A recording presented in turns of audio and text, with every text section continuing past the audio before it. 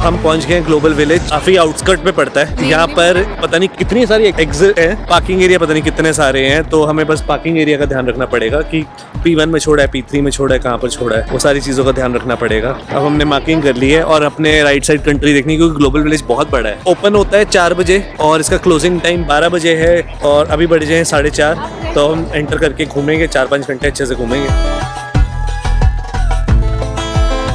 यहाँ पर ना पूरा बैगेज स्कैन होता है और माइक्स अलाउड नहीं है, तो मुझे अपना बड़ा माइक रखना पड़ा बैग के अंदर। ट्रक बहुत क्यूट सा बना रखा है। टिकट की कॉस्ट है 27 दिरहम इंक्लूडिंग वैट और ये खुलता ही 4 बजे है।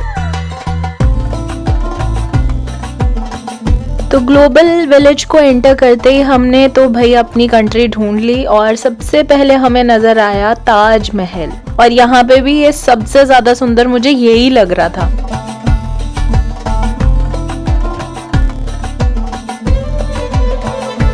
बहुत भीड़ है भाई। टर्किश आइसक्रीम यहाँ पर भी है, अभी टर्की वाले पेविलियन में भी होगी। तो हमारी शुरुआत हुई यमन से।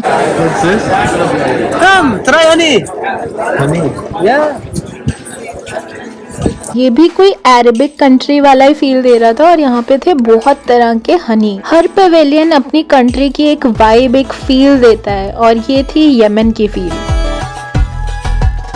यहाँ पर तो वाईफाई फ्री है, कनेक्ट करना पड़ता है।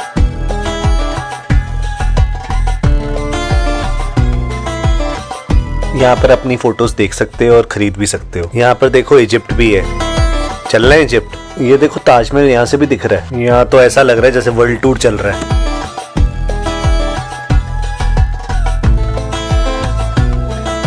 तो यहाँ पर ड्रेसेस तो बहुत अच्छी हैं। इजिप्ट में भी आपको पूरी मॉडर्न कल्चर वाली फील आएगी, और यहाँ पे सामान बहुत ज़्यादा सुंदर और यूनिक था। स्पेशली इनके ये जो मग्स हैं, ये बहुत ही प्यारे यूनिक से थे। ये इनकी ट्रेडिशनल ड्रेस है और ये जूते।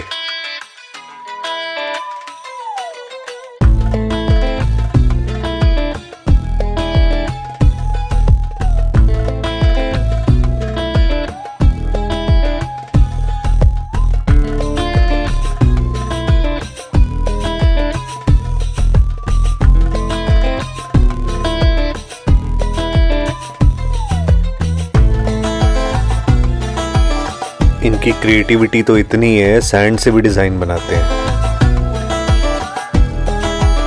नेक्स्ट हमें दिख रही है मोरक्को। चलना है मोरक्को। ये हवा महल अपना है, इंडिया का ही है। वाओ, इंडिया के दो है। भाई इंडिया वाले में तो जाना बनता है। वैसे रेप्लिका कितना अच्छा बनाया हवा महल का। कड़क कैफे भी है। दुबई में आके इंडिया का पेविलियन भी इतना साफ सुथरा लग रहा है ना, जैसे पता नहीं कहाँ पहुँच गए हम।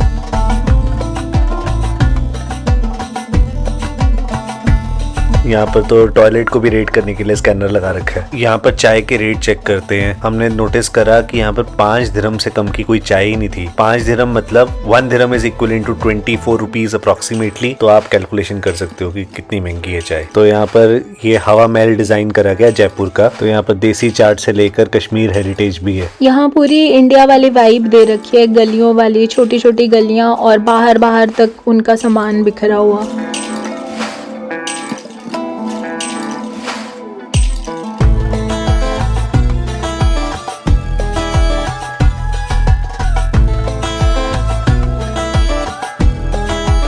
तो ये था हमारे इंडिया का पेविलियन। तो ये स्टैच्यू ऑफ लिबर्टी है, पीछे हमें दिख रहा है आईफिल टावर। क्या कुछ नहीं है, पूरा दुनिया है यहाँ पर। सारे फ्रूट्स खा रहे हैं। हम फ्रूट्स लेकर आए थे और ये जो डस्टबिन है ना, उसके अंदर एप्पल को डाला और धोया। देखो क्या करना पड़ता है कि हम पानी भी नहीं डाल सकते दुबई में कहीं भी, क्योंकि दुबई इतना साफ है। और पानी हमने आरओ वाला दिया, ऊपर रख कर धोया। ऊपर रख के धोया। शो स्टार्ट हो गया। अच्छा, प्रेयर स्टार्ट होगी। वो देखो झूला देख रहे हो है ना, कैसे घूम रहे हैं। सारे वर्ल्ड के वंडर्स तो यहीं दिख रहे हैं। अभी इजिप्ट जाने की भी जरूरत नहीं है, यहीं पर देख लो। इन्होंने देखो सीट्स में भी लॉक लगा रखे हैं, कोई बैठ ना जाए। और आगे देखो मस्त अरेंजमेंट बना रखा है नीचे बैठने का। तो यहाँ पर ना टी के रेट्स तो लिखे हैं, कड़क चाय है 3 दिरहम की। और एक चीज और लिखी हुई है, जो आप पिकनिक चेयर देख रहे हो ना, इसकी कॉस्ट है 20 दिरहम 1 घंटे के रेंट के लिए। मतलब आप इसको कहीं भी लेके जाके बैठो। तो ये सेटअप आपको दिखाया है ना, यहाँ पर बैठने के भी पैसे हैं। हमें एक बहुत बढ़िया सेटअप मिला है। ये है इंडिया जो राजस्थान वाला एरिया हवा महल वाला, उसके एकदम ऑपोजिट साइड पे ग्लोबल विलेज में। यहाँ पे आपका सिटिंग पिकनिक सेट वो जो डेजर्ट सफारी वाला होता है वो 65 दिरहम का है। वैसे पर चेयर पर आवर 20 दिरहम। बहुत एक्सपेंसिव। और यहाँ पे बैठने की जगह होती है थोड़ी थोड़ी इंटरवल के बाद, ऐसे नहीं है कि बिल्कुल भी नहीं होती, थोड़ी थोड़ी है, पत्थर लगे हुए हैं। रेस्ट करो चलो बस ये है। और अगर यहाँ पर आपको बैठना भी है तो भी आप बैठने के भी पैसे शुरू हो गए। वाओ, क्या लॉजिक बन गया। यहाँ पर है। और चाय पी के देखते हैं इनकी कैसी है। सेटअप बहुत औसम है, देखो। तो हमने इनसे चाय ली तो इन्होंने हमें बैठने के लिए अलाउ कर दिया। Hello, happy new year.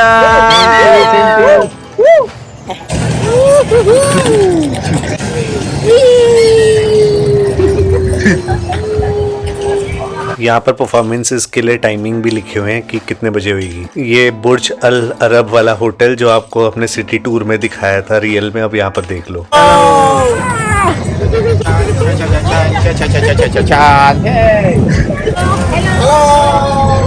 ये आर्टिस्ट अपने पवेलियन से जनता को ऐसे खींच के लाए हैं जैसे पाइड पाइपर होता था ना, तो सारे चूहे साथ में भागते थे, बस वही वैसे ही लेकर गए हैं। देखना अभी भीड़ इकट्ठी हो जाएगी और इनकी परफॉर्मेंस है।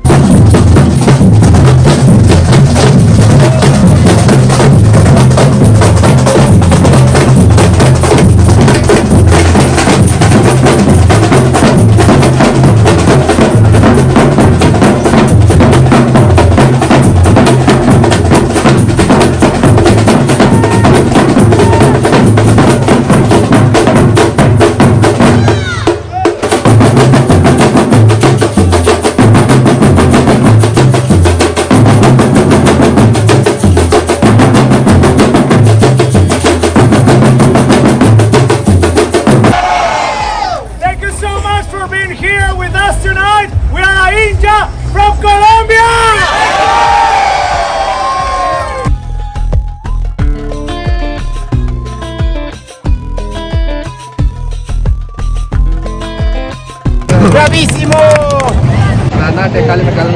You're from which country?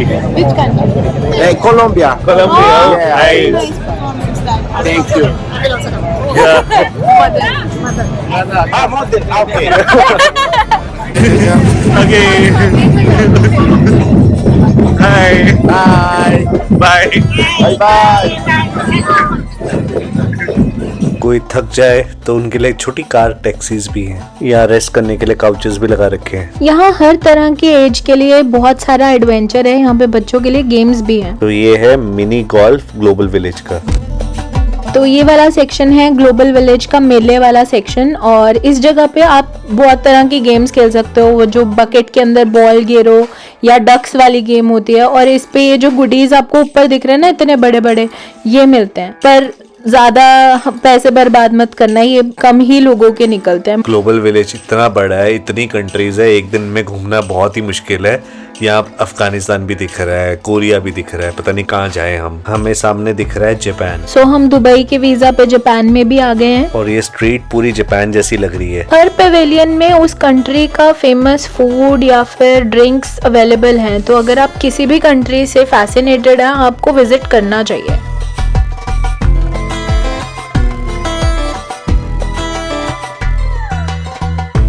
अगला पवेलियन है अफगानिस्तान। यहाँ पर हर चीज आपको मिलेगी, वूल वाले कोट्स तक मिल जाएंगे दुबई जैसे एरिया में भी। तो हर पवेलियन के अंदर ना कि सिर्फ वहाँ का शॉपिंग मटेरियल या खाना, इनफैक्ट आप नोटिस करोगे वहाँ के लोग भी आपको नजर आते हैं उस पवेलियन में। अब ये अफगानिस्तान गए, इसमें मेरे को अफगानी लोग दिख रहे हैं ज्यादा, क्योंकि हर कोई अपना पवेलियन तो विजिट करता ही है। यहाँ हमने ट्राई किया अफगानिस्तान के फ्रूट्स का जूस, जो कि एक टेस्टर के रूप में हमें भैया पिला रहे थे।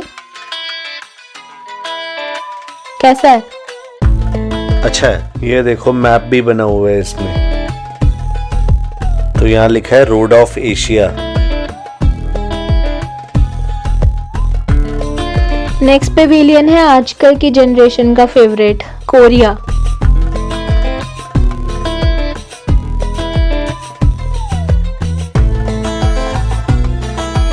और यहाँ आप हर तरफ देखेंगे तो ब्यूटी के प्रोडक्ट्स ही दिखेंगे, जिस चीज़ के लिए सियोल बहुत फेमस है।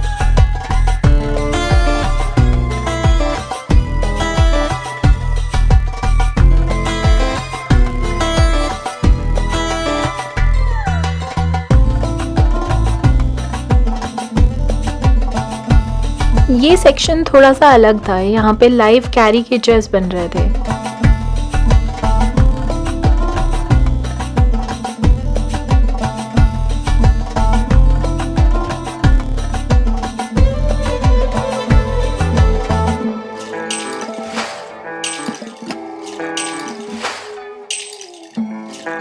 तो कोरिया के बाद हम पहुंच गए अमेरिका। एक ही दिन में इतनी सारी कंट्रीज, मजा आ गया।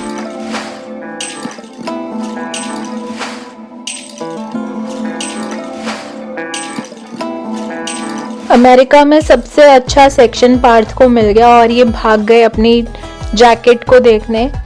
बट इसका प्राइस टैग, हम इतने चीप स्टफ खरीदते नहीं हैं, इसलिए हम आगे बढ़ रहे हैं। बहुत ही सस्ता सामान था, इसलिए हम जा रहे हैं आगे।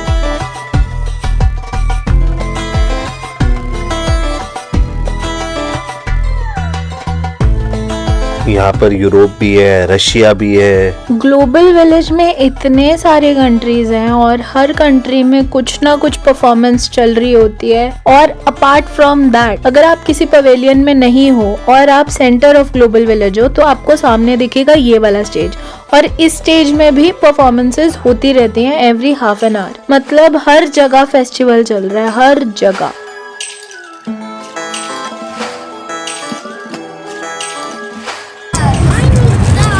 वो देखो, वो वाला फाउंटेन, चंडीगढ़ वाला। तो बच्चों के लिए खेलने के लिए ये फाउंटेन्स भी हैं।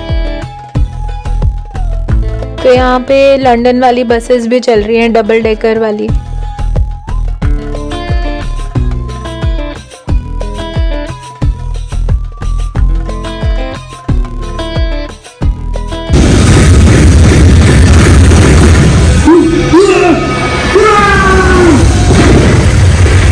गेम फ्रीक्स के लिए ये साइबर स्मार्ट सिटी है, जहाँ पर शोज चलते हैं और इसकी टिकट होती है जो कि आप काउंटर से ही ले सकते हो। ऐसे 2-3 शोज और भी हैं।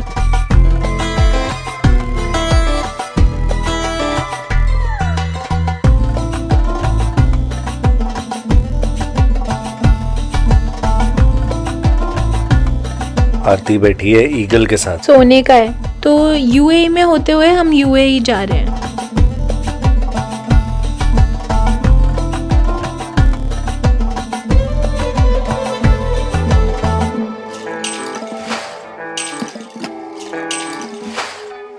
तो यहाँ पर परफ्यूम्स मिलते हैं और खुशबू इतनी ज्यादा अच्छी आ रही है ना।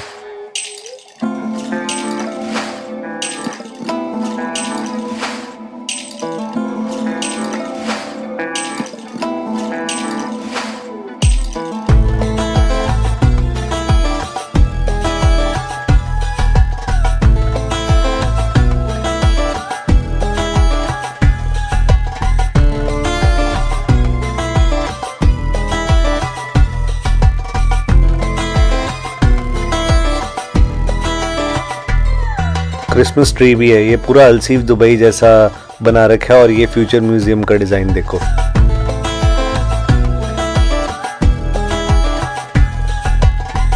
तो क्रिसमस ट्री के बिल्कुल सामने इतने बड़े हेडफोन्स हैं, मुझे लगता है इनके कान ज्यादा ही खराब हैं।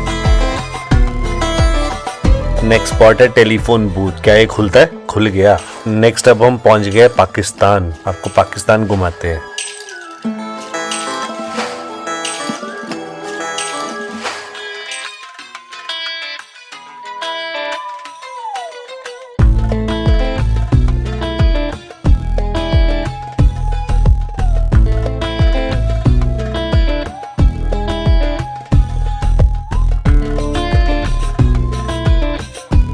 वो देखो 9:10 to 9:20 के बीच में परफॉर्मेंस होनी है। परफॉर्मेंस स्टार्ट होने वाली है और ये देखो टाइम के इतने पंचुअल है, एग्जैक्ट टाइम पे आ गए। तो पाकिस्तान की पवेलियन की परफॉर्मेंस भी बहुत ज्यादा अच्छी थी और हमने यहाँ बहुत ज्यादा एंजॉय करा। इनके गाने और बॉलीवुड के गाने थोड़े थोड़े मैच है और गाने के साथ अगर परफॉर्मेंस देखेंगे तो आपको और मजा आएगा। ट्रक और ऑटो हवा में पहुंच गए। लास्ट टाइम ग्लोबल विलेज आए थे ना, तो वो थे समर्स वाले कपड़े दिख रहे थे, इस बार विंटर्स वाले दिख रहे हैं। हाँ, डिफरेंट है, हर बार ग्लोबल विलेज पे कुछ डिफरेंट मिलता है। नेक्स्ट हम आ गए हैं हम दोनों के फेवरेट कंट्री टर्की। पता नहीं असलियत में कब जाएंगे, बट यहाँ पे बहुत ही अच्छा लगा क्योंकि हम टर्किश ड्रामा देखते हैं। हम इतने सालों से सोच रहे हैं कि एक दिन टर्की जाएंगे, तो फाइनली हम टर्की ही आ गए।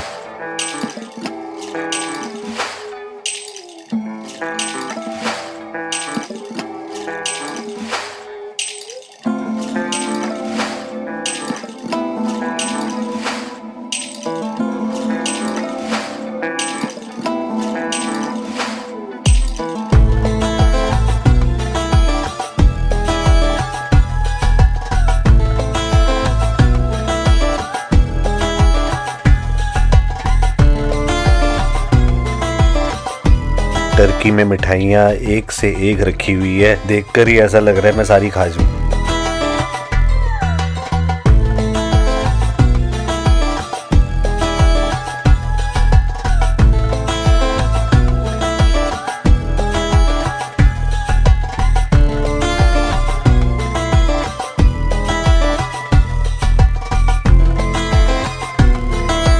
तो ये इस्तांबुल वाले पवेलियन में ये बहुत ही यूनिक चीज़ थी जो बाकी कहीं नहीं दिखी।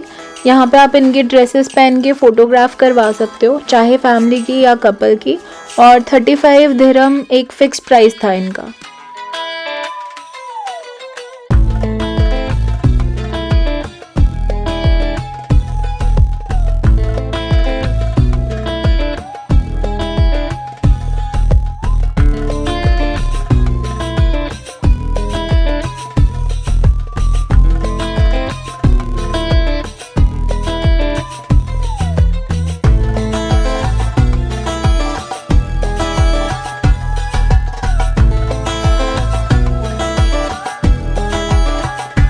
ये था ग्लोबल विलेज।